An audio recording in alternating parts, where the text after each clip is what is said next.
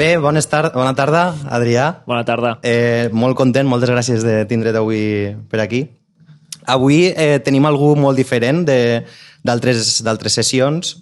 Tenim un enginyer de sistemes audiovisuals i és una de les primeres persones que jo he conegut a través de Twitter i que realment quan vaig veure... Bueno, era a través d'un fil de Twitter que tu explicaves la teva tesi doctoral i pel qual vas guanyar un premi, no? Sí, va ser bastant sobtat, sí. Perquè bueno, em van animar a engrescar que com era un pesado de Twitter que havia de fer un fil per un concurs de no sé què, i vaig veure que bueno, les bases eren molt clares i que, diguéssim que la meva tesi doctoral en aquest sentit tenia un fil conductor clar que podia entrar en un fil. I a partir d'aquí vaig fer prou amics, la veritat, amics i amigues, i mira, ara estem aquí. Així que... Bueno, abans me comentaves un poc que tens gent coneguda de Twitter que no has conegut mai en la vida real. Sí. Tu tens una vida paral·lela, no?, en Twitter. Bueno, espero que no sigui paral·lela, però sí, tinc amics i amigues que també pues, tampoc no els hi poso cara, potser, però potser algun dia, jo què sé, si algú em saluda pel carrer, perquè jo sí que tinc la meva cara allà i la gent pot saber qui soc. Jugues en desavantatge, tu. Sí, o avantatge, depèn de com es miri. Bueno, avui tenim amb nosaltres Adrià, que és una persona que des de ben jove tu has mesclat la teua passió pel bàsquet, no?, que és el teu esport estrella, juntament amb la teua passió per les dades, l'estadística, el recopilar informació, i això a poc ho has anat construint i ho has anat enfocant en la teua recerca acadèmica. En un dels vídeos de TED Talk i també en aquest fil de Twitter, que recomano a tots que llegiu i també que mireu el TED Talk, expliques un poc els inicis, no?, d'aquesta passió, d'aquell regal de Reis. Explica'ns un poc com va sorgir allò. Bueno, els meus pares són... mon pare i ma mare són professors i des de petit em flipava les llibretes verdes dels fulls aquests de 120 grams que tenien com totes les quadrícules aquestes per posar les notes. I jo volia això. No sabia per què ho volia, però sabia que... Que de fet aquestes llibretes són terrorífiques per a la majoria dels alumnes perquè signifiquen negatius, notes baixes, i per a tu era com una volada, no?, de cap. Sí, jo crec que per la gent que escolti aquest podcast també la majoria tindran bon record d'aquestes llibretes. No?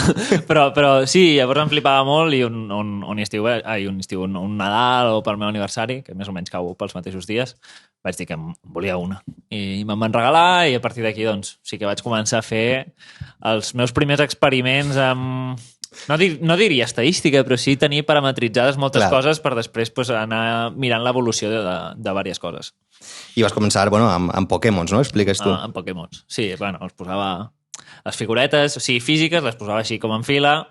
I mesuraves coses, no? Pues aquest és alt, aquest és color, no sé què, aquest té un pes no sé quantos. I, de fet, o sigui, hi ha una cosa que és normalitzar les dades, això ja ho tenia, perquè, clar, no tenia suficient espai a la quadrícula per dir color vermell o amarillo o alguna així molt, molt llarg, que llavors era color 1 o 0,75, o tenia com una codificació per color a baix i allà ja em feia la llegenda. I la gent de la teva classe te feia algun tipus de marginació, bullying o algo perquè eres un poc el raro de... I crec que vaig dissimular molt bé. Vas dissimular molt bé i ho integraves dins de... Sí, i feia veure que jugava a bàsquet, per tant, o sigui, no era dels guais, però tampoc no vaig patir res. No portava la llibreta a classe, tampoc. I després aquestes llibretes també les vas seguir utilitzant per a agafar dades, entenc, de jugadors de bàsquet, no? Sí. Tu has jugat a bàsquet, has sigut entrenador, perquè has anat llegint i tal. De bàsquet, jo recordo que el 2004, que clar, jo soc del 93, en 2004 tenia 10-11 anys, hi havia una revista, que clar, 2004, o sigui, no hi havia Amazon, hi havia una revista que era FIBA Europe, que era totes les estadístiques de totes les lligues europees. Bona fricada, eh? Sí, que valia 22 pounds més a l'envio, i clar, tardava un mes a l'envio i no sé què, i clar, rebies un totxo, que estan totes les estadístiques allà, i llavors aquell dia era el dia de la meva vida, perquè no era tenir un Excel. Però allò era anual, entenc. Sí, anual. No? Llavors tenies també les competicions europees, tal, no sé què, i allò tenia molt de suc. De fet, jo la tinc, i encara de tant en tant... Que tens com un armari tot ple de revistes de FIBA. Tinc 3. 3 armaris? No, 3. Vale. 3 revistes. No, perquè les van deixar de fer. Jo crec que no les comprava ningú. Les compraves més tu enllà i una altra persona, d'un xaval de 10 anys. I a poc això s'ha d'anar convertint en la teva afició i tal, i vas dir, bueno, jo això m'agradaria d'alguna forma, no?, dedicar-me mig professionalment a aquesta història. Sí, no és fàcil tampoc, perquè és algo molt concret. O sigui, a mi m'agradava jugar, però em feia 1,20 m, vaig fer l'estirón als 19 anys, vull dir... Sí, no, t'entenc perfectament. Sí, jugar mai va estar dins els plans de futur. Llavors, sí que em volia més o menys intentar dedicar-me al bàsquet o a l'esport i les dades, i després tampoc no hi ha una enginyeria de bàsquet. O sigui, hi ha moltes d'aquestes coses que és molt difícil entendre, que primer t'has de formar molt per després intentar-ho professionalitzar, però és un camí, és una cursa de molt llarga distància. No, de fet és algo molt interessant, de que per a la gent que ens puga estar escoltant o mirant, i sobretot la gent que s'està formant, no? En l'època de la vida en la que t'estàs formant i dius, bueno, és que a mi el que m'agrada, per exemple, és, com tu, el bàsquet, o m'agrada la música, o m'agrada el que siga, però realment de quina manera me puc formar jo per atraure-li el suc i aplicar-ho a allò que és la meva passió, que és el que has estat fent tu durant els últims 10 o 15 anys. Sí, sobretot és, sempre que tens l'oportunitat de fer un projecte, treball de recerca, treball de fi de grau, treball de no sé què, o pràctiques, o el que sigui, tot intentant-ho portar al teu camp, que no seria una zona de confort, perquè realment estàs sortint de la zona de confort, que és el que tu t'han ensenyat a la universitat o al col·le, sí. I llavors és intentar crear de la teva no zona de confort la teva zona de gaudir una mica. Expandir una mica més allò i tal. I, bueno, ara que has mencionat el treball de recerca, crec que va ser com el punt de llançament, no? Un poc de la teua expansió mental, de la teua zona de confort, perquè vas decidir fer... Sí, vaig fer una app, que ara sona pues, que tothom molt típic, no? Tothom fa apps. Però era 2011. Sí. Vaig fer una app d'una pissarra entrenadora de bàsquet. I llavors, pues, amb això, i la gràcia d'un xaval molt petit venent-ho... Bueno, vaig anar a una fira de treballs, que és Expo Recerca Jove, que si no sabeu què és, ho heu de buscar segur, i vaig anar allà a participar amb moltíssima més gent de segon de batxillerat, i jo crec que vaig guanyar premis, però no tant perquè l'app fos una meravella, perquè bueno, tenia 4 característiques. Potser per la forma en què tu ho explicaves? O... Era un xaval que estava superapassionat per el que havia fet. O sigui, que realment creia que allò tenia una sortida. Perquè entenc que en l'Expo Recerca tot el món és, entre cometes, friki de lo que està fent. Exacte. Però, a més de ser friki, tu sabies canalitzar aquella emoció cap al teu públic, i que la gent que t'estava allí veient com que estigués rebent aquella emoció i dient, ostres, el que fa Adrià mola, vull saber més. O, sí, no? I alhora tampoc... Jo no anava amb la intenció de guanyar, estava tot ple de joves i ciència, bojos per la biociència, no sé què. I ara jo, bueno, pues, m'han deixat l'oportunitat de tenir la meva paradeta aquí de 2x2 durant 3 dies, pues vaig intentar que... Esports analítics, no? Com es diu ara, però com va començar, intentar expandir-ho així una mica. I va ser molt maco perquè més que el reconeixement en format premi, el reconeixement en format atenció. No? Vale. Tampoc no era un nen necessitat d'atenció, però que era maco veure com et deien, ostres, realment està guai, quan era una cosa que ningú m'havia felicitat. No, és que de fet ara que menciones això, bueno, ara el treball que jo faig ara un poc de coordinador de joves i ciència, sí que et trobes moltes vegades amb joves que estan molt contents de l'oportunitat que els donem i de trobar-se amb gent, entre cometes, similars a ells, perquè en molts moments de la seva vida es senten com a raros, no bullying, però que se senten no integrats en la normalitat de la que parlaves abans. Exacte. Dins de la seva classe, grup d'amics o com li vulguis dir. I quan te trobes en associacions, grups, Expo Recerques, Joves i Ciències, te trobes amb gent que és similar a tu en curiositats, segurament en coses que no tenen res a veure amb aplicacions de joc de bàsquet, no? Però... Sí, totalment. I a més no era... O sigui, jo no era a secundària i batxillerat no era un alumne especialment brillant perquè tampoc no m'estava motivant en accés al que feia. Però sí que a nivell de motivació estava, com diguéssim, a la part amb tota la gent de Joves i Ciència. Estava molt bé perquè dic, hosti... Pots competir, no? Que guai ser dels bons per primer cop a la meva vida. Ara que menciones això de les notes, bueno, cada vegada jo abogue i done més a entendre als joves que més que traure 9, 10, que està bé, no és que estiga malament, però que l'important és entendre les coses, preguntant-se el per què, tindre una passió, i això és el que te pot arribar a dur després a tindre curiositat suficient, per exemple, per a fer un doctorat. Sí, no el fet de ser el millor de la teua classe, ni de la teua promoció, ni res. No sé, en el teu cas, si ja en la carrera vas fer com un despegue total. A la carrera, això és una història que està... és prou graciosa. O sigui, érem prous a la carrera, però principalment érem el grup de 2 Helenes i 2 Adrians, ¿vale? I I jo els hi dec molt a aquesta gent perquè jo era un estudiant que anava allà, es creia que estudiant el mateix que batxillerat m'ho trauria, acabava entrenaments de bàsquet encara jugant a les 12 de la nit, em dutxava, anava a casa, sopava, anava a dormir a la 1, em llevava a les 6:30 i anava mort.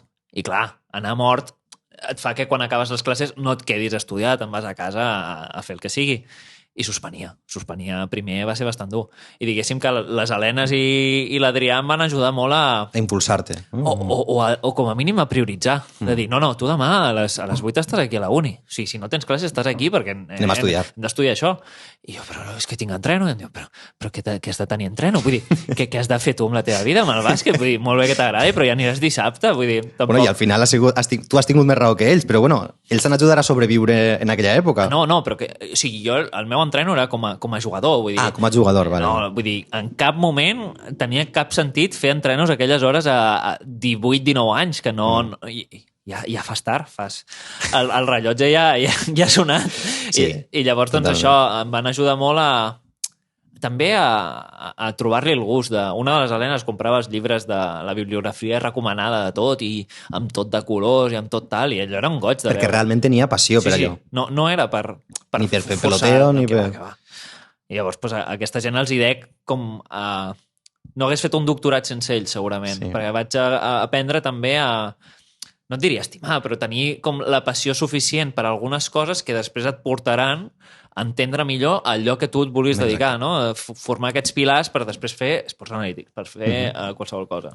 No marxem d'Expo Recerca encara, perquè crec que hi ha un poc més de suc per a traure d'allà, perquè, aquella fira el 2011 va ser? Sí. Expo Recerca la vas guanyar, va ser el guanyador, i això... El premi era anar-te'n a l'Intel Science... Intel ISEF, que és International Science and Engineering Fair. Exacte. Als Estats Units. Sí. On d'Estats Units era? Era Pittsburgh. I, allí, jo escoltant el TED Talk, m'he quedat amb una idea que és l'efecte Jack and Draca, no? Sí. I m'agradaria un poc que l'explicares a tothom. Sí, a Expo Recerca vaig guanyar un dels premis que era per anar a Intel ISEF. O sigui, hi havia diversos per anar a diverses fires, vull dir, va haver molta més gent que va guanyar. Jo vaig guanyar aquest, que en principi era el gros, i estic, com sempre estaré superagraït, però que no vull dir que era el guanyador d'Expo Recerca. En qualsevol cas, Intel ISEF és una fira de moltíssims projectes, ara no et sabria dir quants, però és tot de high school, diguéssim, o sigui, gent d'edat batxillerat, i llavors hi ha gent molt bona. Hi ha gent molt bona també perquè si aquí Joves i Ciència estàs en contacte amb un lab durant l'estiu, durant el que sigui, allà estan durant anys i tenen molts més recursos. I a la cerimònia de premis van anunciar el premi guanyador, que eren $75,000. És molt, per un xaval de 17 anys o menys. Entenc que per a dedicar-lo al projecte, o no té per què? No té per què. Vale. Però clar, més que els $75,000, aquella persona, i més als Estats Units en un sistema tan elitista, aquella persona tindrà beques d'universitat les que vulgui, tindrà tot... És com tenir ja el camí bastant pla. I jo, evidentment, o sigui, no vaig guanyar cap premi als Estats Units, vull dir, també era... Vaig anar un any més tard i les apps ja havien passat de moda una mica. O ja sabien, ja eren algo bastant mainstream. En qualsevol cas, van anunciar el guanyador i van dir Jack and Draca, de Maryland, crec que era. Jack and Draca. Jack amb J. Jack. I el cognom és Andraca. Andraca. Sona superbé el nom i cognom, eh? Sí, ha nascut per això el xaval. I llavors era un xaval de 14 anys, 14-15. 14 o 15 quan tu en tenies 18. Sí, 17-18. Sí. Va superar per la dreta bastant. Bueno, que havia fet un mètode per detectar el càncer de pàncreas, no sé quants cops. Allò que dius, ja pleguem. Sí. O sigui, ja pleguem. Però lo bonic va ser que el noi va pujar a l'escenari super emocionat, que no sabia si plorar, era com un nadó acabat de néixer que no sabia quina cara posar, té totes les cares per defecte i va canviant. El Jack and Draca aquest igual, i que no podia respirar de boca oberta tota l'estona, van tirar confeti, el confeti entrant-li a la boca, vull dir, era molt tendra la situació i després, un dels meus objectius com a intent de divulgador científic o divulgador científic si arriba, ha sigut com quan vaig tornar d'allà dir, jo em vull ficar a Expo Recerca, em vull ficar a altres coses de divulgació per intentar que més gent tingui l'efecte Jack and Draca aquest de poder veure un reconeixement així tan tangible d'algú que s'ha treballat tant per després... No sé, és que aquells 10 segons són els 10 segons de la seva vida, vull dir... Sí, segur. I molta gent no els tindrà. Però si podem fer que 10 persones els tinguin, amb això ja hem guanyat moltíssim. I que és per un bé personal momentani, però després hi ha un retorn de moltes d'aquestes projectes. Exacte. Després se duen a terme, no? Sí, no és una cosa egoista, tampoc. És com, bravo. Vull dir, has fet alguna cosa que és una contribució, al cap i a la fi. I allà, a la fira aquesta a Intel, a Pittsburgh, un pardalet m'ha contat que tu portaves unes targetes personals, no? Sí. Que eres... businessman. Sí, però que en teoria no estava permès. Ara se pot contar ja, Adrià? O això? Sí, crec que sí. Ha passat ja el període? Sí, han passat uns quants anys. Crec que ha prescrit. Era divertit perquè tothom partia de la base que havia de ser un congrés supercientífic en el qual no podies vendre la moto. Llavors no podies tenir cap tipus de propaganda. I jo vaig fer unes targetetes perquè era I'm going to United States, no? Quan no sabia massa i et feies com una mica l'American Dream així que no sabies a què anaves. Però un cop allà era com, no pots tenir imatges teves, no pots tenir no sé què, o sigui, el pòster ha de ser com... Ara a la llarga, o sigui, un cop havent fet el doctorat, entenc que és el que volien. En el seu moment no, perquè jo volia confeti i petardos, vull dir, no volia més. Però bueno. Per tant, després ja vas començar el que estàvem parlant abans, el grau en Enginyeria de Sistemes Audiovisuals a la Pompeu Fabra, fins al 2015. Sí. I al 2015 tu ja en aquell moment ja estaves molt rodat i dius, vale, m'encanta això, i te'n vas anar a Dinamarca, no? A Aalborg. Sí. I allí et vas fer un màster ja encara més concret, no? Vaig anar a Aalborg, o sigui, tenia com diverses opcions per fer el màster. M'ho vaig prendre bastant en sèrio el fet d'haver de triar un màster i estava entre 3-4 opcions i vaig veure que a Dinamarca hi havia un professor que era especialista en computer vision, que era el que a mi més m'havia agradat a la carrera, aplicat als esports. Perdona, ara que estaves comentant un poc que vas fer com molt de treball de recerca per a pensar-te el màster, no? Sí. Si hagués de dir-li a una persona de grau dos consells de dir en què hauries de basar la teua elecció de màster, siga de lo que siga, un poc coses que tu hagis après. La primera és que no diria que és igual el que hagis fet a la carrera, però que si tens moltes ganes de fer alguna altra cosa... Molt diferent, vols dir? En el meu cas, per exemple, jo he fet enginyeria en sistemes audiovisuals. Jo sé coses d'imatge i sé coses de so. Però en el seu moment vaig fer unes pràctiques a una empresa Neuroelèctrics aquí a Barcelona i vaig veure que enginyeria biomèdica és un camp que mola moltíssim. No en tenia massa idea, però és un camp que té molta sortida, que realment estàs fent unes contribucions molt vàlides com a la societat, i llavors vaig aplicar a màsters també d'enginyeria biomèdica, que em van agafar perquè la carta de motivació, o sigui, si tu ho enfoques tot bé i tu tens els teus coneixements, després l'aplicació que tu li donis en aquests coneixements, doncs pot ser una, pot ser una altra. Llavors aquesta seria una, i la segona és aplicar sense por de... No pensar que no has d'arribar a aquell... Exacte. No? O sigui, pensar que més o menys si tens un bon expedient i tal, més o menys t'agafaran a tot arreu. Vull dir, per la meva experiència, sense tenir l'expedient més brillant, potser vaig aplicar 8 màsters i em van agafar els 8. Vull dir, i llavors després és, vale, tinc tot això sobre la taula. Ara, què em compensa més?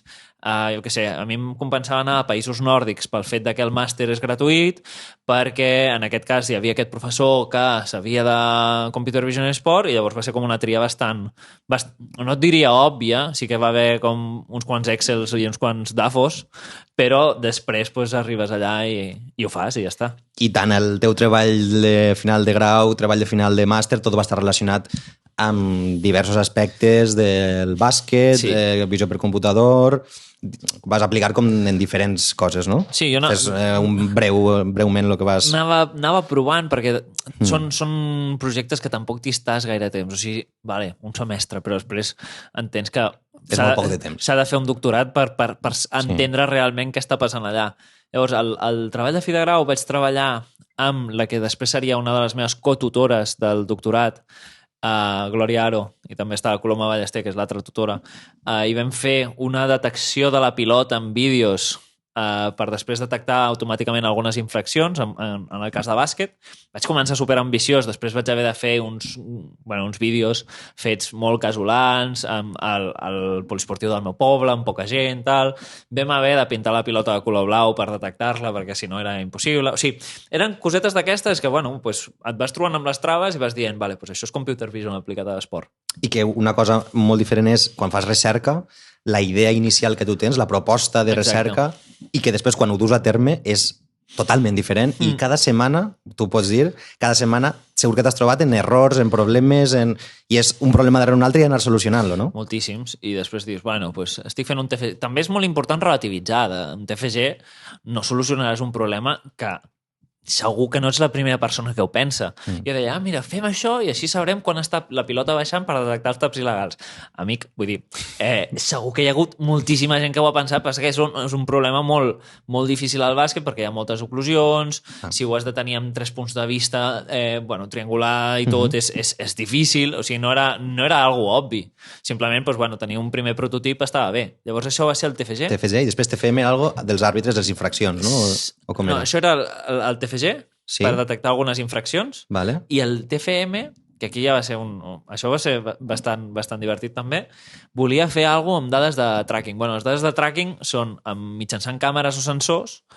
Equips NBA van començar, fa 10 anys, una mica menys, van començar a fer coses amb aquestes dades, que també és bastant secret perquè aquí cadascú té el seu librito, no?, de trucs, i llavors els va utilitzant per obtenir un avantatge competitiu que no té la resta. Llavors jo volia saber què es podia fer amb això. I alhora també hi ha un congrés que es diu, és de l'MIT Sloan, que es diu Sports Analytics Conference, que allà es presenten moltes investigacions. Llavors jo estava molt flipat llegint sempre aquestes investigacions i dic, vale, però si no tinc dades de tracking no puc fer res.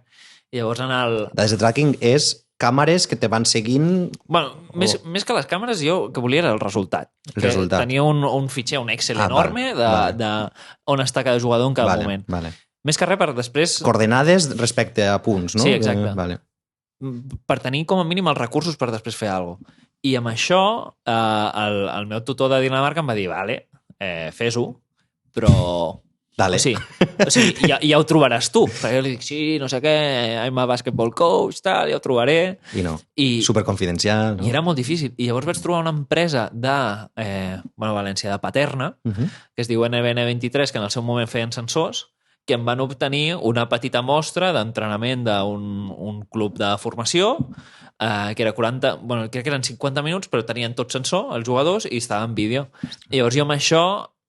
Era un estudi bastant minimalista en el sentit de que la mostra de dades era bastant petita, però era xulo perquè ja vaig aprendre com a fusionar dades de diferents senyals, després sincronitzar-ho tot, i després el que vaig fer va ser machine learning, o sigui, diria intel·ligència artificial, diguéssim que és un camp molt gran, però dins d'això machine learning, que és quan tu defineixes quines característiques vols que l'ordinador faci servir per prendre alguna decisió o fer alguna tasca, vaig fer uns models de classificació que se'n diu, en base als moviments que estan fent els jugadors, quina jugada estan executant, més o menys. Vale. Llavors, donada la base de dades que teníem nosaltres, funcionava? Sí, funcionava superbé, però tampoc no teníem tanta...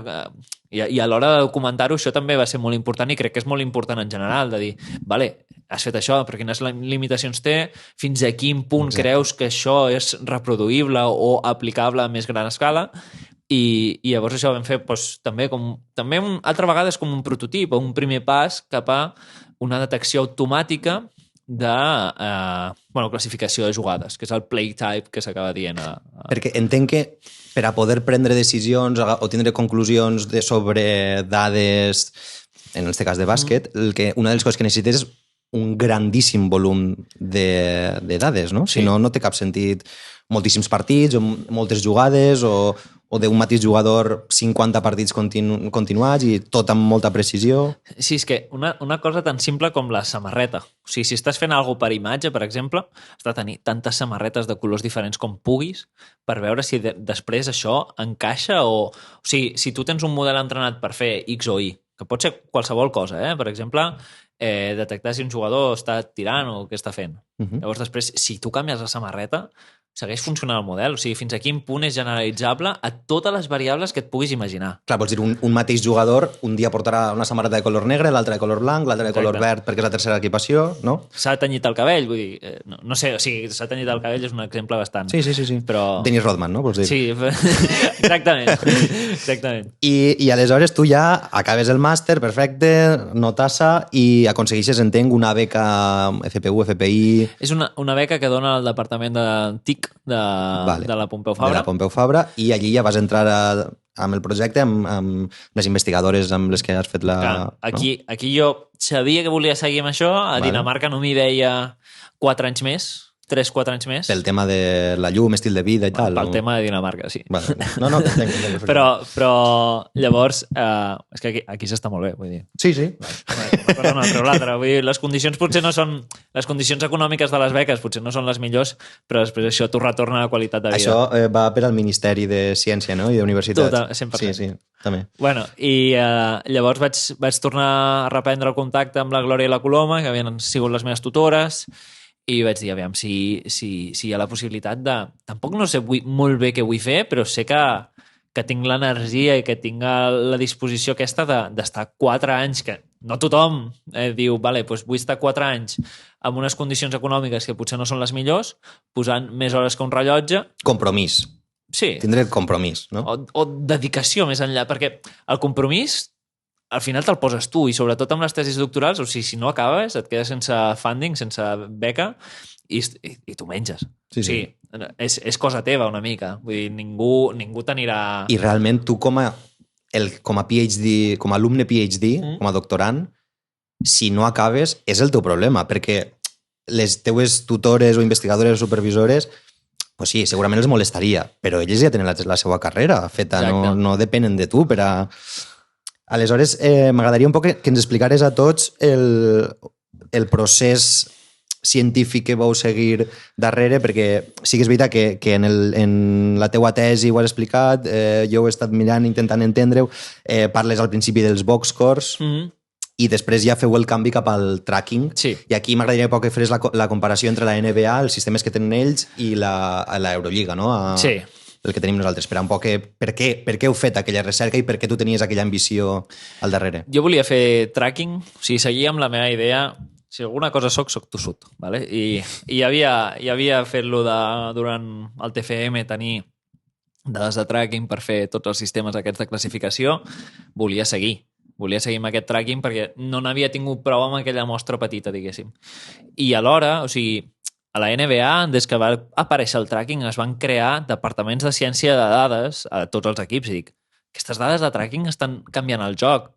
Hi ha un cas molt evident, que és que abans no es tiraven tants triples a la NBA com es tiren ara, perquè han descobert que si tires des de la cantonada triple tens un 35-40% d'encert de mitja al jugador, i si tires de 4-5 metres, que val un punt menys, tens un 35-40%. Vull dir, no, tampoc és rocket science, diguéssim, vale? però mitjançant les dades de tracking o altres capes de basketball analytics, diguéssim, arribes a un nivell que pots canviar una mica l'esport, de saber ben bé quines són les coses que et fan guanyar més partits. És a dir, tu quan vas començar el doctorat, quina era la teva motivació a 15-20 anys vista? Què és el que tu ara mateix, després dels 4 anys, i dius, jo ara amb el que sé, què és el que vull aconseguir en el bàsquet? Què és el que vull fer? Què és el teu ideal? Trobar els patrons guanyadors. Per tant, a tu el que t'agradaria és ser un poc com el que està controlant els fils, no?, dels jugadors, i saber, vull dir, en un futur, dir, vale, pues per a poder guanyar aquest partit contra Los Angeles Lakers necessitem parar aquest jugador, fer tals tirs, fer aquestes faltes, no ho sé. Sí, jo crec que més que això, l'avantatge competitiu és a la llarga. És de, doncs, jo què sé, la NBA jugant 72 partits o 82, no sé quin dels dos. 82. 82, no? Llavors, tu vols guanyar 63 o en vols guanyar 66? Sé que és una diferència que és mínima, però al final les petites victòries aquestes que vas acumulant, doncs potser després es traslladen a tenir factor camp a favor en una sèrie, bueno, el que sigui. Llavors, més que... No és titelles, però és anar una mica anticipant què són les coses que et fan guanyar partits. Llavors això sí que és cert que si trobes una recepta, que és molt difícil trobar una recepta, però si trobes una recepta que funciona, tots els equips la voldran. Llavors estaràs canviant el joc com a tal. O sigui, no estaràs canviant un equip, perquè és com els pneumàtics de la Fórmula 1, que quan es van treure uns millors, crec que era Brown, que va començar a guanyar més carreres, tothom va fer servir aquells pneumàtics i Brown no van guanyar aquell any perquè van guanyar les 2 primeres carreres i au. Llavors és com anticipar una mica cap a on anirà tot. I llavors també, donat que hem amat molt de bàsquet en base a entrenar, a jugar, el que sigui, també entendre el que t'estan dient les dades una mica. El que veig és que el bàsquet, com qualsevol activitat humana, es fa per éssers humans i amb el temps van apareixent nous éssers humans que, tot i que el joc és molt paregut des de fa... El bàsquet és molt paregut des de fa 100 anys, tampoc haurà cap normes noves, tal, però el que ha fet és que hi ha hagut jugadors diferencials i entrenadors diferencials que han radicalment canviat canviat de paradigma, no?, de la forma de jugar el bàsquet. I al mateix temps jo ho veig a la inversa, que són jugadors que han desaparegut. Hi ha un cas d'un jugador NBA que es deia, bueno, es diu el Jefferson, vull dir, crec que està viu, però era un jugador que era All-Star, NBA, no sé què, però el seu joc es basava molt en el joc al pal baix, que és un tipus de jugada que, analitzant dades i tal, s'ha vist que no és un joc gaire efectiu. Vull dir, potser aquell jugador sí que et treia punts, però cada vegada està tirant, si tires 18 vegades de 2 punts, són 18 vegades que no estàs tirant de 3 punts. Llavors estàs perdent punts aquí. I tot suma. Vull dir, al final tot suma. I llavors el Jefferson no va seguir els patrons de la lliga com a tal i ara està buscant contractes a Xina. Vull dir, que no, sense menysprear la lliga xinesa perquè paguen superbé i tal, però no és el mateix nivell de competitivitat que ser un All-Star de la NBA. Ara que estem parlant de la NBA, tu crec que és, no sé si és en el vídeo de la defensa de la teua tesi o crec que és en aquest vídeo, poses l'exemple de l'última jugada dels Chicago Bulls contra Utah Jazz en la final de la NBA del 98, on Michael Jordan fa el conegut The Shot. No?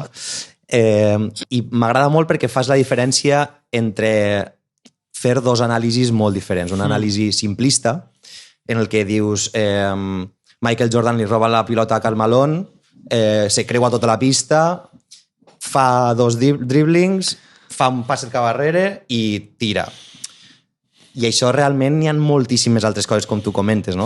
I això és un poc el que vosaltres intenteu, o tu intentes desxifrar de l'esport. Sí, passen moltíssimes coses. El bàsquet és un esport frenètic. O sigui, ara ja hem arribat a un punt que sí que es medeix l'esport una mica per...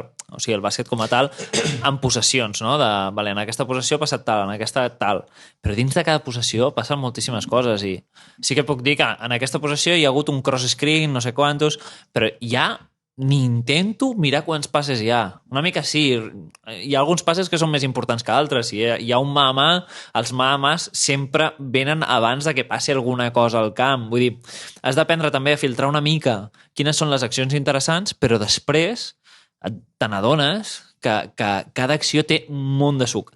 Si intentes entendre totes les accions, és cert que també hi ha un factor que no és quantificable, que és com la tècnica individual del jugador o com de bo és, que sí que es pot arribar a quantificar, però sempre hi ha un punt així més difícil de quantificar. Però si tu llistes tot el que està passant, sí que pots arribar a un anàlisi molt més profund del que t'estan donant les estadístiques clàssiques, que són les que hi ha de tots els partits. Per exemple, en el cas de Michael Jordan, no és només que fes molts punts o que fes assistències o taps o el que siga, és que ell, el simple fet de que ell estigués a sobre de la canxa ja feia que tenies un percentatge més alt de probabilitats de guanyar, no? Chicago Bulls. No s'ha vist, per exemple, quants tirs va fer Michael Jordan ficats que tenia 2 defensors a sobre. O sigui, tan simple com això, veuràs que Michael Jordan ho feia, altres jugadors no ho feien.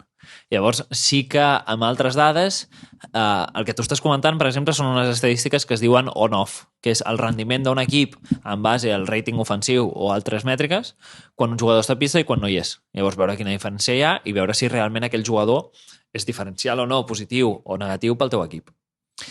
A mi, sincerament, mai m'havien interessat les estadístiques de cap esport, excepte un moment de la meva vida a l'institut que amb els meus amics jugàvem al Supermanager.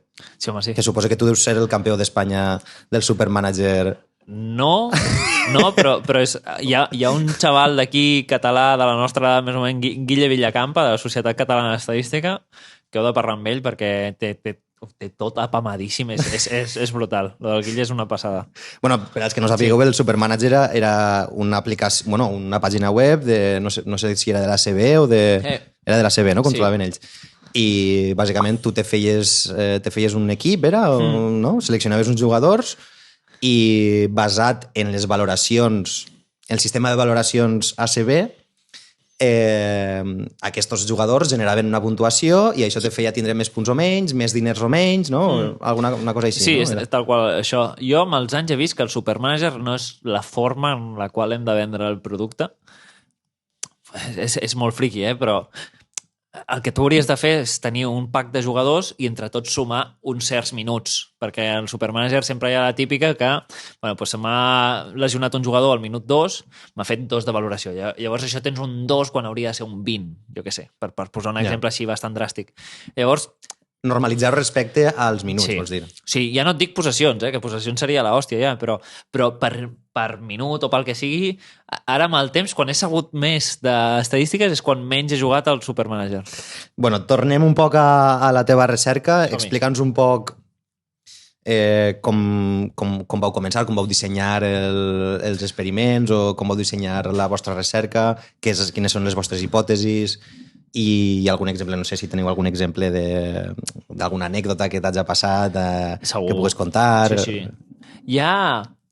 Ha canviat molt, o sigui, han sigut 4 anys de doctorat, vaig començar el 2 d'octubre del 2017, una data prou assenyalada, i llavors jo començava volent tenir tracking i fer coses, però no, tracking públic no existeix, menys el bàsquet. Sí que hi ha una coseta de futbol que és tot anònim, on tu no tens les etiquetes i més o menys tens les trajectòries, però en el cas del bàsquet és més difícil. Llavors, jo tenia 2 tasques el primer any. Una, barallar-me d'alguna forma per aconseguir dades, i 2, anar entenent l'estat de l'art de totes les coses que després em podrien fer recerca. En concret, el 2017, al juny, un grup de la Carnegie Mellon, que també és una universitat de Pittsburgh, van treure un programa, un software, que es diu OpenPose, que està en obert per fer investigació, que et detecta la pose, diguéssim, totes les parts del cos de les persones a una precisió bastant remarcable. Llavors, jo, per una banda, anava fent OpenPose, formar-me i veure què es podia anar fent, i per altra banda, estava demanant dades. A part de dades, va ser una bogeria absoluta. Però tu anaves als equips o anaves a la NBA? Vaig anar a influencers, inclús. O sigui, influencers? Bueno, no sé si hi havia gaire influencers, però l'out consumer aquest que en Roc, un tio català que és bastant de puta mare, jo li vaig dir, hòstia, Roc, si em dones dades de videojoc, jo amb això intento fer alguna cosa, però és que... Vale. Per exemple, les dades de videojoc és alguna que no s'ha explotat. Per experimentar? Sí. Vale. Necessitava alguna de... Bueno, al final, tot d'intel·ligència artificial, el que tu necessites és un ground truth, que són unes dades que són reals i són el que són, i llavors tu pots entrenar el que vulguis per després comparar-ho amb aquest ground truth i tenir uns resultats que després són els que al final pots publicar. Llavors jo necessitava aquest ground truth, però fos com fos. I no el vaig trobar de cap de les maneres, però de cap de les maneres. Inclús l'empresa que estava Paterna estava canviant una mica, o sigui, la que he explicat abans del TFM, estava canviant una mica l'enfoc que li estan donant a l'empresa com a tal, i no hi havia forma de tenir una base de dades consistent. Llavors... Això va ser el primer gran problema del doctorat. Touché. Vale. I llavors... Com ho vau solucionar, això? Pues creant nosaltres el tracking. O sigui, va ser una bogeria, però vaig dir, mira, estic fart. O sigui... Què vol dir crear vosaltres el tracking? Què vau fer? A partir de... O sigui, volíem... El tracking que està als Estats Units, diguéssim, de tots els equips NBA, són un munt de càmeres que segueixen els jugadors a una precisió molt gran. Estan des de dalt, no? Sí, des de dalt. Per tant, se'ls veu com punts i que la pilota també se la veu sempre. No hi ha tantes oclusions. I alhora la pilota, depenent de quin radi té des del punt de vista de la càmera, pots saber si està més amunt, més a baix. O sigui, tens com 3 dimensions també de la pilota, que això està superbé. Llavors vam dir, bueno, doncs anem a intentar-ho i anem a intentar treure tracking a partir d'una sola càmera. Clar, aquest és com el primer problema que vosaltres plantegeu, no?, en la teva recerca. Sí, no faré un spoiler perquè és bastant obvi, però això també ho ha pensat molta gent. Aviam, però sí que és cert... Anem a dir-ho en clar, és una gran putada. Sí, totalment. És molt difícil. I més al bàsquet, que hi ha... Recordo, vaig entrar a l'UPC, això és una història, quan vaig fer el TFM vaig col·laborar amb l'UPC.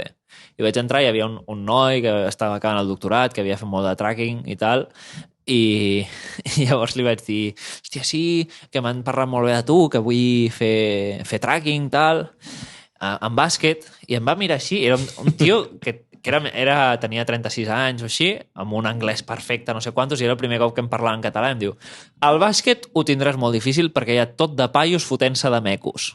O sigui, de mecos? D'hòsties. O sigui, que era com un espai molt restringit, però que l'Àlex, aquest noi, portava molts anys intentant fer tracking i em va mirar amb una cara de...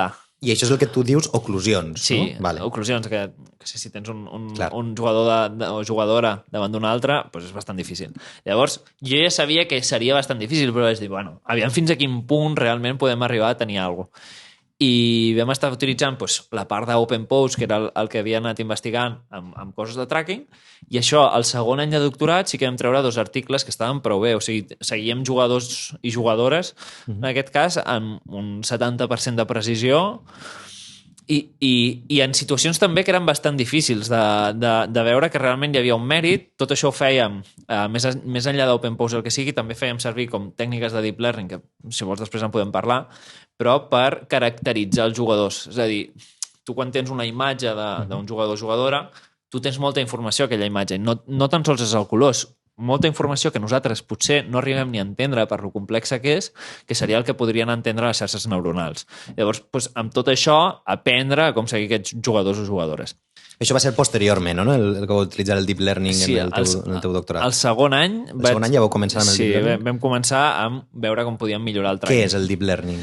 Una bogeria. El Deep Learning és... O sigui, aviam, intel·ligència artificial té 2 camps que estan, diguéssim, inclosos, i hi hauria moltíssims, però tindríem Machine Learning i tindríem Deep Learning. Machine Learning és aprendizaje automàtic o aprenentatge automàtic.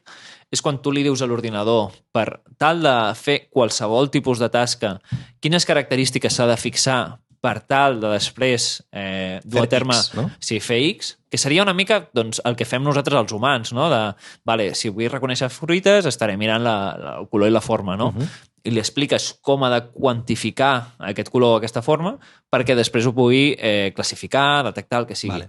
Deep Learning és una bogeria, és quan tu tens tantíssimes dades que al mateix ordinador tu li dius, això és una poma, això és un plàtan, això és el que sigui, i ja amb tantes dades, o a través de la imatge, a través del que sigui, hi ha unes coses que són les capes convolucionals que s'aprenen uns pesos, que aquests pesos són les millors característiques que ha après la mateixa xarxa, una convolutional neural network, que se'n diu, per després dur a terme aquest X. Però aprèn a base de que tu li ensenyes molts individus d'aquell grup. Exacte. Molts plàtans, moltes pomes... Si tu entrenes una xarxa per reconèixer galetes, galetes contra no galeta, ¿vale?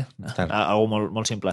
I només li ensenyes... Una chiquilín, un Chips Ahoy, no sé què, tots són galetes. Però si li ensenyes només Maries i després li ensenyes una Oreo, això et dirà que no. O sigui, aquesta és la part dolenta, no? De que realment la teva mostra de dades ha de ser tan completa com tu vulguis que el model entreni. I això se'n diu overfitting, que és com sobreentrenament, que és quan la xarxa realment després és com, li has ensenyat a fer alguna cosa, però tampoc no en sap tant. I per què volíeu, o a què volíeu entrenar a la vostra màquina amb el Deep Learning? Nosaltres, o sigui, quan tu entrenes alguna cosa per classificar imatges i saps que a una capseta on nosaltres tenim un jugador, allà hi ha una persona, això no és casualitat. O sigui, el procés de Deep Learning són moltes capes, són moltes...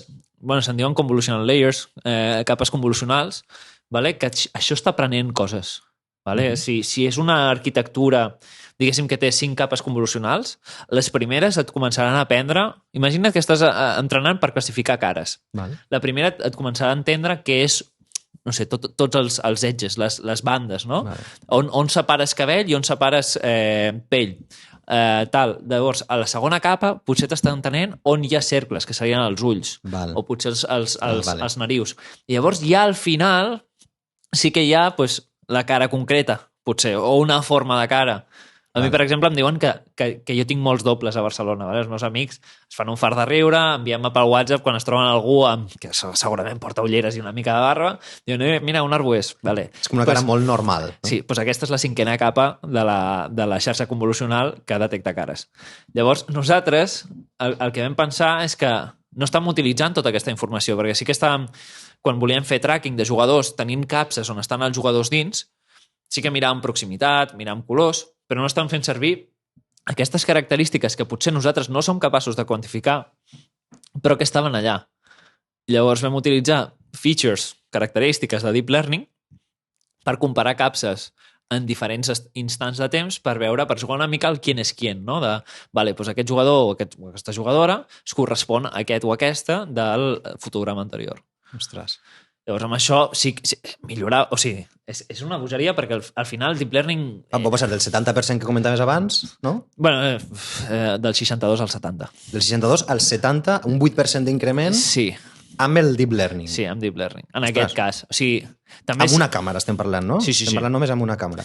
També és cert que el Deep Learning com a tal, o sigui, té moltíssimes aplicacions. Jo tampoc no sóc una persona que m'ompli la boca dient que sé de Deep Learning perquè considero que ho has de treballar moltíssim. Sí que considero que és una eina que és superinteressant i que pots utilitzar, però que moltes vegades és una mica una caixa negra.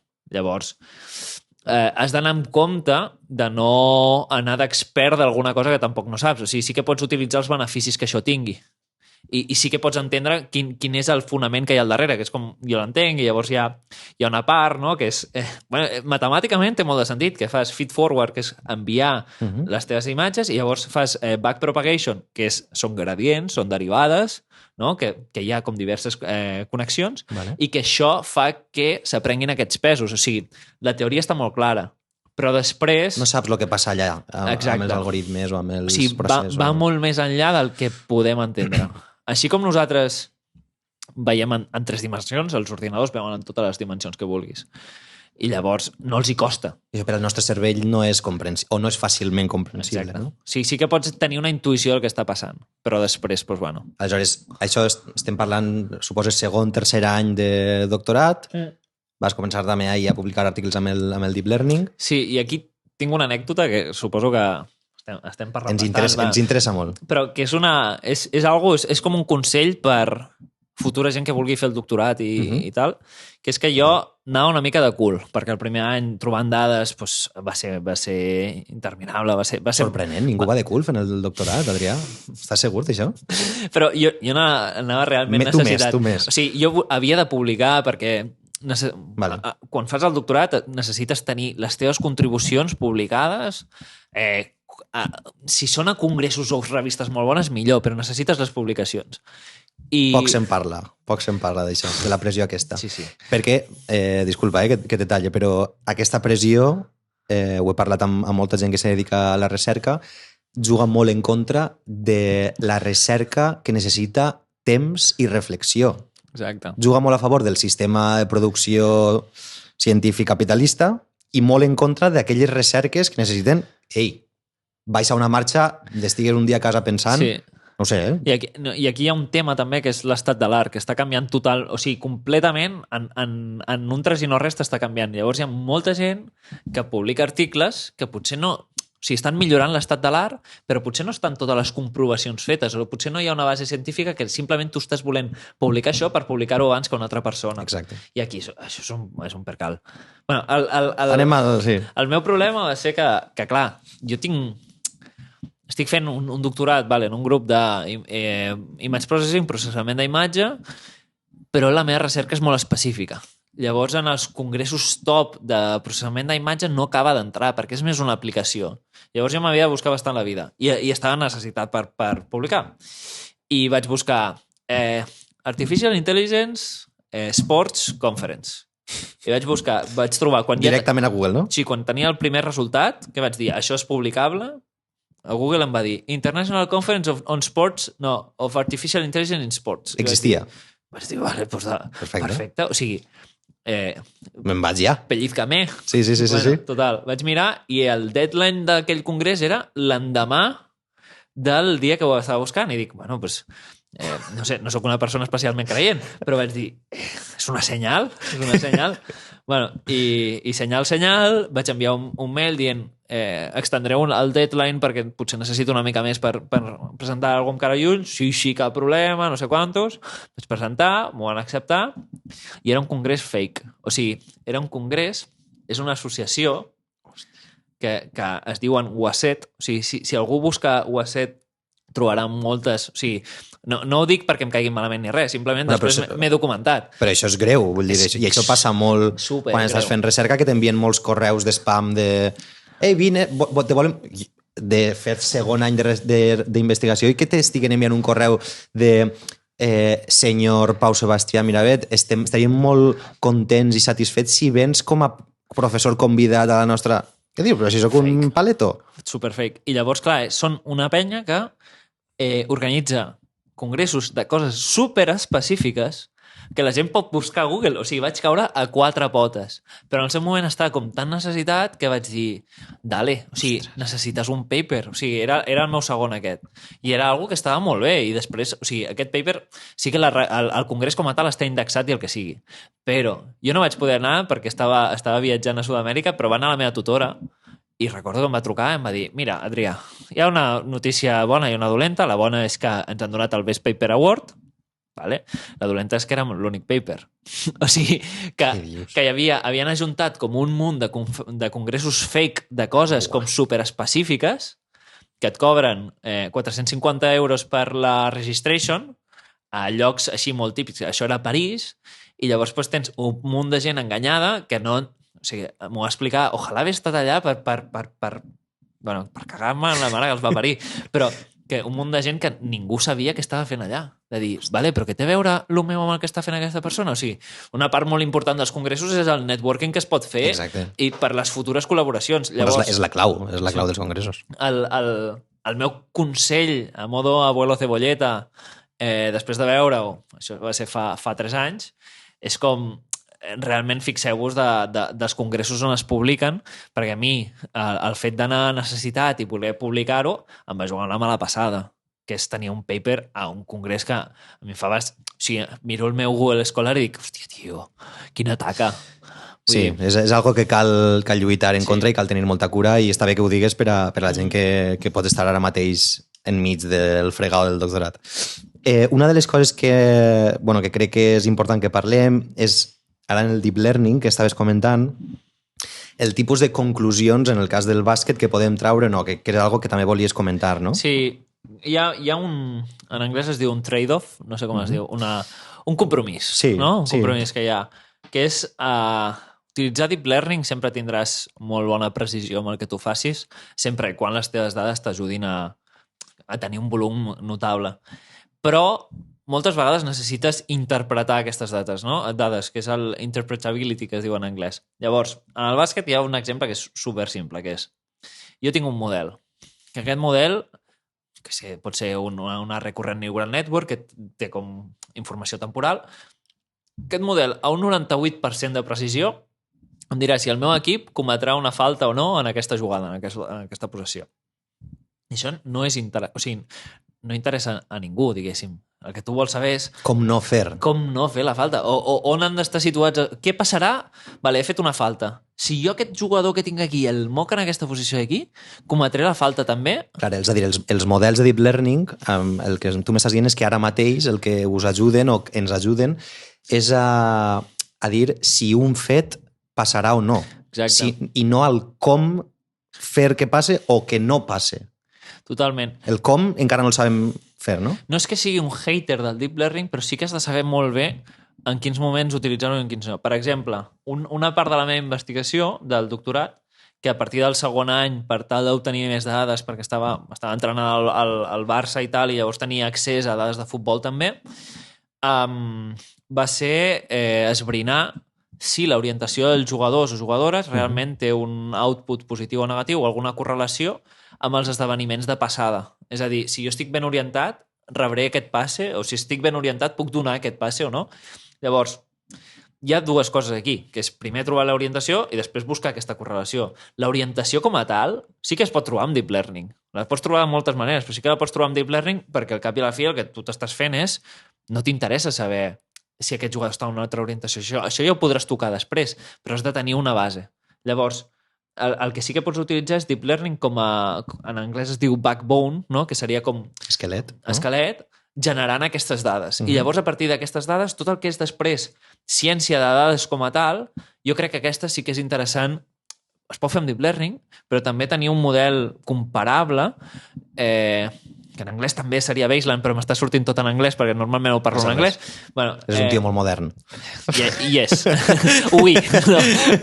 O sigui, tenir coses comparables per després poder anar tocant una mica tot. I jo la part final del meu doctorat, que era com crear un model que incorporés orientació per saber què passa en les passades, això sí que ho vaig fer des d'un punt de vista molt pur matemàtic, en el qual jo simplement juntava distribucions gaussianes que estaven molt ben definides. O sigui, que jo en qualsevol moment deia, vale, jo aquest mapa el tinc així. Ara mateix no m'està afectant la velocitat del jugador per saber si l'orientació realment té un efecte o no.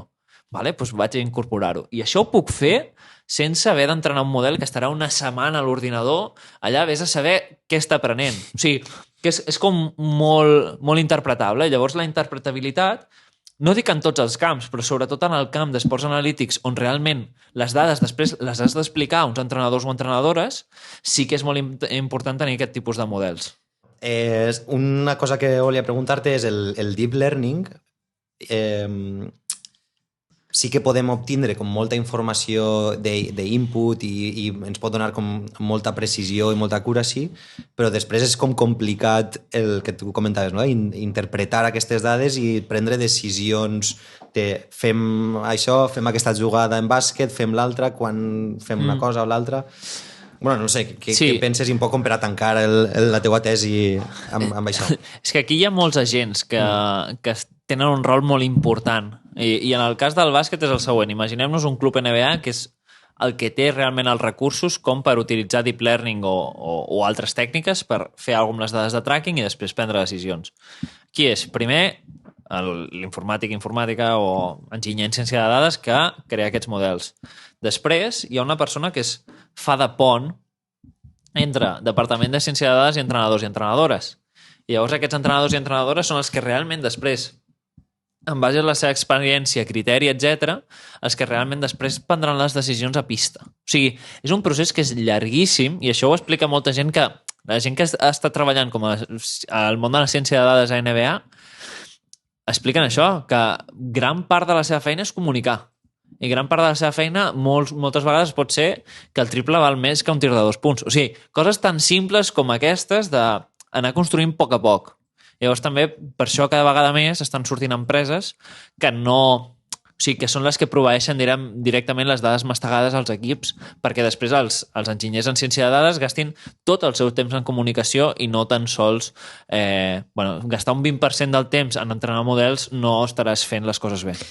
El que comentes és com el joc del telèfon estropeado, no? Que des de que tu com a enginyer de dades obtens les dades fins que el jugador està damunt de la canxa i decideix fer A, B, C, D... Bueno, és que segurament el jugador en aquell moment inconscientment igual no t'està fent ni cas a ningú dels que li han dit abans res. 100%. I després també hi ha una cosa que és que les dades és molt difícil traslladar-les als jugadors. O sigui, l'entrenador ha de fer cas a les dades potencialment, idealment també. Ha de fer cas a aquestes dades sense tampoc esbiaixar la presa de decisió dels jugadors. Perquè si tu un jugador que s'està jugant un contracte la temporada següent li dius vale, pues estàs tira trasbote media distància des de la izquierda, doncs potser només es posa a fer aquest tir i llavors ja no desenvolupa altres aspectes del seu joc que després seran els que realment li faran tenir un contracte millor, perquè no sempre l'anàlisi de ciència de dades potser no sempre és l'adequat, o sigui, no hi ha una persona que tingui el secret de que un jugador de formació després sigui professional o totes aquestes coses. Llavors són petits aspectes que hem de vigilar no trepitjar-nos, sobretot en aquest sentit. I que el percentatge d'atzar és molt important en els esports i en aquest cas el bàsquet i és el que fa que tinga, per exemple, molta importància el draft. Exacte. I que és molt difícil de predir, no? El que tu puguis elegir un jugador i que vagi a triomfar o no en el teu equip. Hi ha un article molt divertit d'això. Bueno, divertit, per mi és divertit, potser és un cunyàs. Però de riure, vols dir? No, de les conclusions que en treuen. Que és de tots els factors que entren en joc per tal que un general manager, o sigui, la persona que tria el jugador en un draft NBA, per exemple, tots els factors que entren en aquest joc. I llavors hi ha molts que és vale? Quan els New York Knicks va draftejar Kristaps Porzingis, vale? Que potser ara no és el millor jugador de NBA i no és el que havia de ser, però va haver molta crítica perquè era un jugador desconegut, que venia del Baloncesto Sevilla, que era molt alt però molt prim. O sigui, que hi ha un risc allà que fa perillar l'estatus quo del mateix general manager. O sigui que la incertesa es multiplica per 1000 quan hi apliques tots els factors que hi estan. Clar. I llavors, què es veia? Pues, bueno, pues els general managers estan fitxant a xavals de les millors universitats que feien molts punts, que és una estadística de les moltíssimes que hi ha al bàsquet, i que després, bueno, pues, també hi ha altres aspectes que seria com... És molt difícil també quantificar el sostre que té un jugador, com la carrera, però estaven mirant, bueno, doncs els jugadors que han fet només un any i ho han patat, segurament són jugadors que van cap amunt.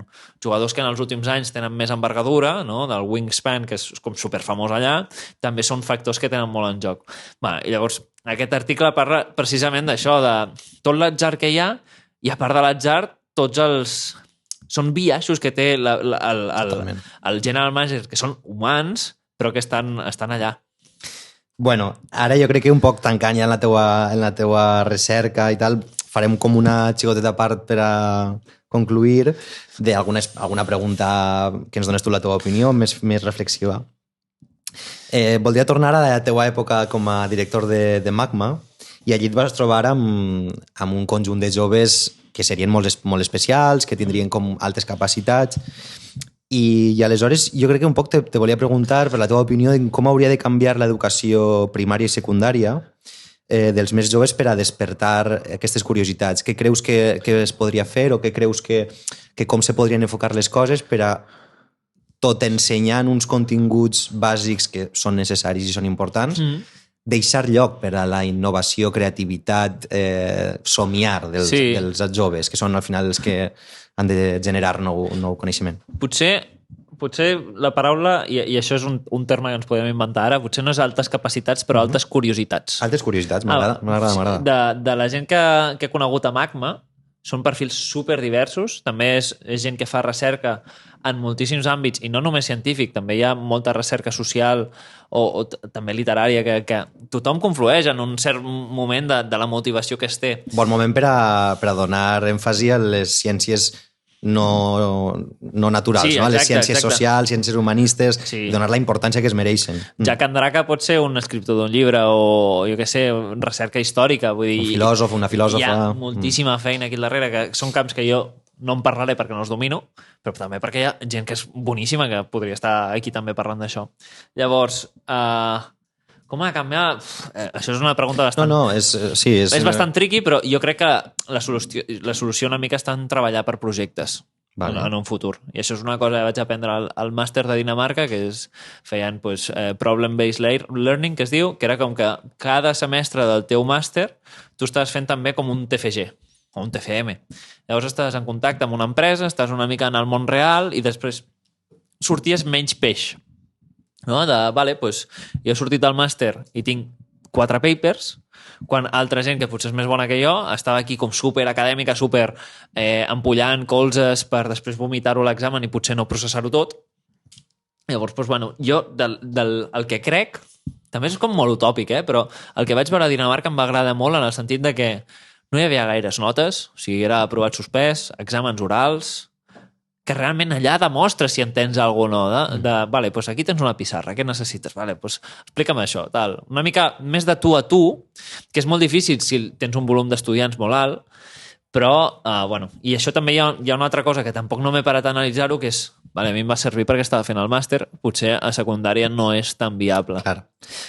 Llavors... Però relacionat amb això de projectes en els que t'has d'enfrontar a problemes diversos i en els que no sempre tens per què trobar una solució correcta, sinó lo important és enfrontar-te a lo desconegut. Exacte. I aventurar-te. De fet, en la teva xerrada del TED Talk, la última frase que dius m'agrada molt perquè dius «Muchas gracias y dejad que las ideas fluyan».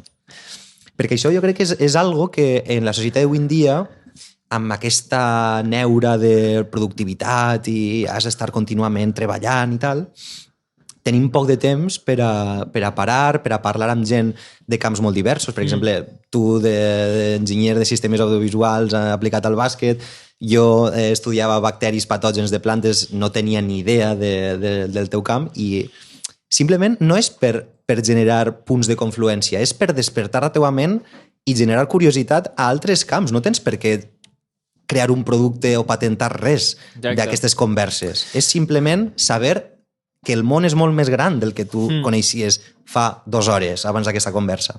A mi em flipa això perquè és un exemple super simple, però quan jo vaig entrar a la Pompeu a fer el doctorat, hi ha un lavabo per la planta 1, ¿vale? O sigui, hi ha molts despatxos. I jo allà em creuava amb molta gent després de pixar, rentar-me les mans i què estarà fent aquesta persona? Totalment. O sigui, potser està fent alguna cosa que em flipa, o sigui, que potser no entenc i segurament no ho faré jo mai, però vull saber, no? Hem d'alguna manera intentar, bueno, això que deia dejad que les idees fluyen, que de fet ho dic malament perquè el meu castellà és com és, i deia dejar que les idees fluyen, per tant... Ho he corregit. Vale, gràcies. Però que hi ha totes aquestes coses de dir, i tu què, saps? O sigui, tenir una mica espais en els quals es pugui parlar de recerca sense que sembli una xapa, una turra, un algo, no? Jo estic disposat a que tothom m'expliqui el que fa, jo estic molt disposat a explicar el que faig. Bueno, és una de les intencions d'aquestes converses, no? De que la gent, no només de visual computing o de que els encanta el bàsquet, sinó altres persones que poden estar fent música, que poden estar fent matemàtiques, diguen, ostres, que interessant això que està fent Adrià, m'interessa. Encara que jo després no en tragui res de profit, però m'interessa, no? La curiositat per curiositat. Exacte. Sí. I ja per no molestar-te més, Adrià, ens pots explicar alguna de les estratègies, plans que tens del futur per aplicar totes les que has après o és encara és confidencial? Sí, tant. De fet, ara, d'aquí molt poc, començo a treballar a una empresa que es diu Celus Analytics, que de fet està intentant solucionar el problema que he mencionat abans, on gent de la NBA es va adonar que per molt que tinguin un PhD a Harvard, després estan tota l'estona comunicant i no estan entrenant models. Aleshores, gent de NBA, gent de béisbol, gent de molts esports, de tennis també, es va separar fa 3 anys i fa 2 anys van fundar aquesta empresa, Celus Analytics, que realment estan proveint les dades de models predictius o 1000 altres coses als equips una mica ja més mastegades per no perdre el poder que tenen les dades de tracking. És a dir, les dades de tracking tenen però moltíssima sortida en moltíssims camps i crec que s'estan desaprofitant. I llavors aquesta empresa realment està solucionant aquest petit gap que hi ha i trobo que sí que la iniciativa és molt maca. És una empresa que està als Estats Units, jo podré treballar des de Barcelona, que era una cosa que també, hem dit abans que aquí s'està molt bé, i res, o sigui, no sé encara en quina disciplina, en quins models... Bueno, d'aquí un temps pots tornar i podem tornar a parlar-ne del que estàs aprenent i del que... Sí, sempre... dins del que siga comptable, sí, que ja sabem que les empreses...